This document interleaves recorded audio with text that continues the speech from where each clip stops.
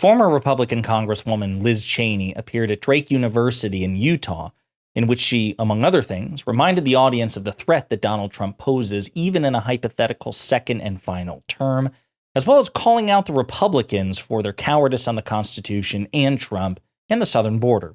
But before we unpack all that, if you end up liking this video and you want to support the channel, please be sure to hit the like, subscribe, and alert bell before you go. I greatly appreciate it.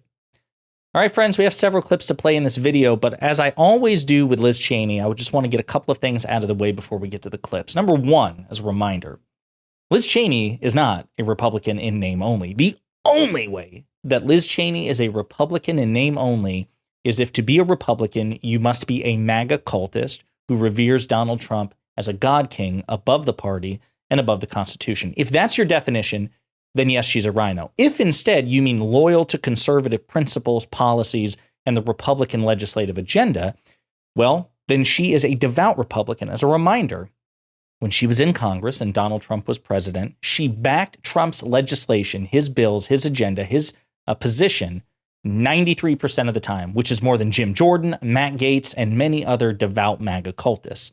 So anyone who says that Liz Cheney is a rhino is either lying or they have admitted that the Republican Party is a cult. That's important to get out of the way because, of course, people who are in denial about who Trump is have to find some way to cope with the idea that somebody like Liz Cheney could possibly be so oppositional to him. The other thing I want to remind people is Liz Cheney is not liberal. Liz Cheney is not progressive. Her policy ideas, by and large, suck. I mean, again, she voted with Trump 93% of the time, so I'm not trying to lionize or beatify her. I would not want Liz Cheney to be president. I would not want Liz Cheney to basically set the agenda for the Senate or Congress. But to the extent that Liz Cheney is going out and proselytizing about her mistakes as a Republican Trump supporter, somebody who's trying to make amends and stop the threat that Trump poses to democracy, she is an ally, and I'm happy to accept her as an ally. I just don't want to lionize or beatify her. So with that in mind, I want to play a couple of clips from her most recent appearance at Drake University. And in the first few, well, actually, I think in this one, as a matter of fact, she talks about the Republican Party and Donald Trump. And she calls out the Republicans quite a bit for their cowardice on numerous fronts. So we're going to play the clips and unpack them together. The Republicans, after the January 6th attacks, there were a couple of weeks where we were really unified. And everybody seemed to understand and recognize the need to reject what had happened, to reject Donald Trump, and to move forward. But as soon as, Kevin McCarthy went to Mar-a-Lago, sort of welcomed Trump back into the fold, began to help rehabilitate him, I think that, you really did begin to see the development of sort of the Republican Party beginning to embrace him again. And there were a whole range of reasons why that happened. I think you had some elected Republicans who believed that he would just disappear, who thought, we don't have to actually speak against what he did. We don't have to actually stand up to him because, certainly he will fade away.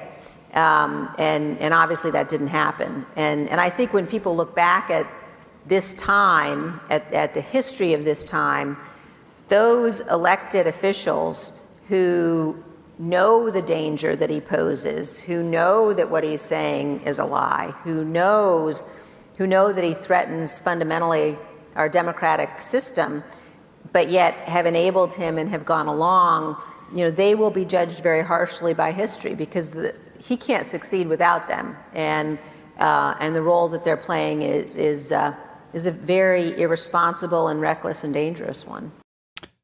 Everything she said here is absolutely true. There was at least an appetite, I think, generally speaking, in this country to abandon Trump in the aftermath of January 6th, which is part of the reason why Mitch McConnell, who famously despised Trump behind the scenes, didn't actually help strike the finishing blow with an impeachment. And then when the impeachment happened anyway, a conviction in the Senate, I think because he stupidly thought that that was the end of Trump. But Trump defies conventional wisdom time and time again, and so was resuscitated in large part by the cowardice of people like Mitch McConnell and even more so Kevin McCarthy, who helped rehabilitate him. The only other thing I will add to this is I think it's important to remember that, again, Liz Cheney was, for the longest time, a supporter of the Republican Party under Donald Trump. Donald Trump didn't spontaneously change on January 6, 2021. It was the culmination of everything everybody assumed Donald Trump to be. Bill Maher famously predicted that he would not leave, the White House peacefully. He would not observe the peaceful transfer of power. And the reason people were making predictions like that is because it was apparent that Donald Trump was a stupid, corrupt, fascistic, authoritarian, malignant narcissist. And so, again, I'm happy that Liz Cheney is making this observation. But I think it's important to remind that, hey, Liz, Trump has always been this, and you were kind of stupid or dishonest to go along with it as long as you were. I'm happy that you have since made amends and you're working very hard to make amends. Again, there's got to be room for redemption. But please don't suggest or imply that Donald Trump was some sort of fiendish mastermind who fooled you. You went along with it. You're much too smart to have not noticed, and that was your mistake as well, and you should be called out for it. Some other clips as well. What we saw happen was sort of this notion that Republican elected officials excused the behavior, enabled the behavior, and by doing that, it created a situation where I think voters thought, well, it must not be that he's that dangerous, because if he were, then you would have more people saying so. And look, I think the Republican Party leadership itself had to make a choice.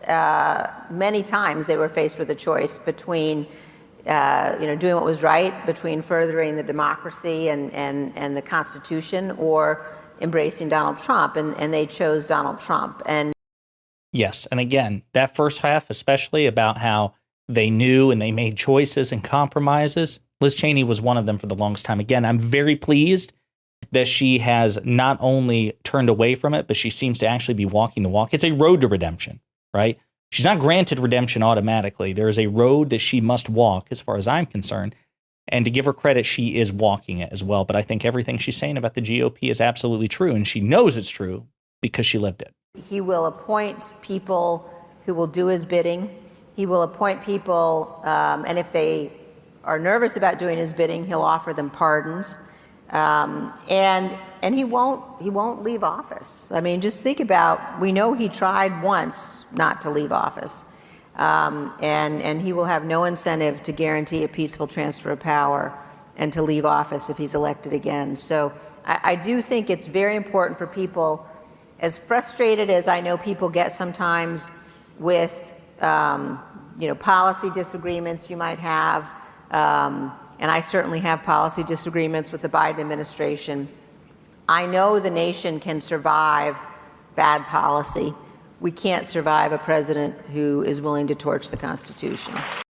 Yes, everything there exceptionally well said. This is actually something that I saw Destiny push back on with against Ben Shapiro during the Lex Friedman moderated debate between Ben Shapiro and Destiny. Right now, the 22nd Amendment bars people from seeking a third term, right? So President Obama can't run for a third term. It's basically, codifying the standard set by President Washington, which carried all the way up until President Roosevelt. And then after Roosevelt's death, the 22nd Amendment was passed to bring it back to the Washington standard. That said, they're just words on paper, right?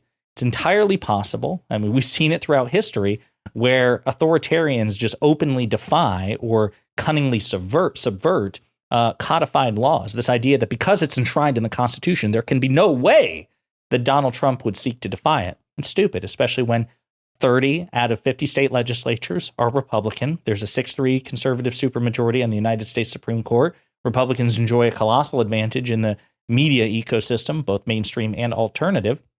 And Donald Trump has already said that he would not put into place people who will defy him or stymie him in any way, which is Liz Cheney's point. This idea that, oh, don't worry, people will stop him. Why would we believe that?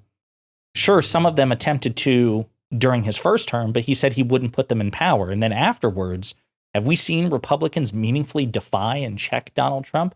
No, because they're too cowardly. So again, I think she makes an extremely good point, and we shouldn't just assume that Trump will observe the term limits of the Second Amendment, 22nd Amendment, or any other norms or institutional, guidelines or parameters. That's just not who Donald Trump is. And he's already publicly signaled that he intends to break as many as possible in revenge.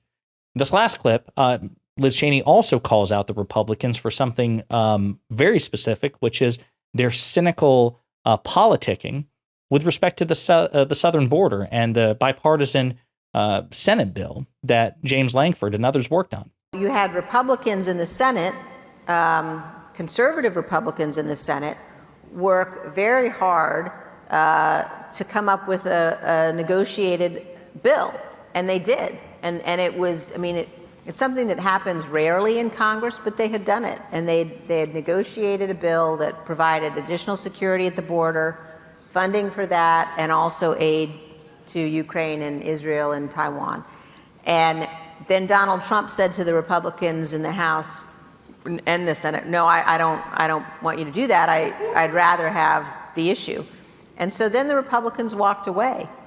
Now, I think that from the moment that the Republicans walked away from the negotiated deal, they can no longer say this is Joe Biden's fault only, because they had an opportunity to address what in their mind and in their public rhetoric is a crisis, and they chose not to for cynical political reasons. Liz Cheney, again, a strident conservative, a lifelong conservative, is making this case. And this is the case that President Biden's going to have to make to voters and to the American people. And again, as we've discussed, there is some compelling polling evidence to indicate that when Democrats and President Biden and their surrogates make the case that, like, listen, if this is a crisis, just know that there was a relatively conservative, a bipartisan Senate border bill. Donald Trump killed it because he explicitly said he wanted to use it as a crisis and a wedge issue to hurt me, Joe Biden, politically. Then we've actually seen that 15-point disparity on immigration shrink because it pisses voters off, especially swing voters, that Trump would do that for cynical political reasons. So Biden has stuff to work with. It's just a question of whether or not he will compellingly and persuasively make the case. All in all, great appearance by Liz Cheney. There are other clips that I thought about playing. We might do that in a different video. She calls out the Supreme Court. She goes into detail about the Ronna McDaniel hiring and firing. Lots of stuff to talk about here. But let me know what you think in the comments.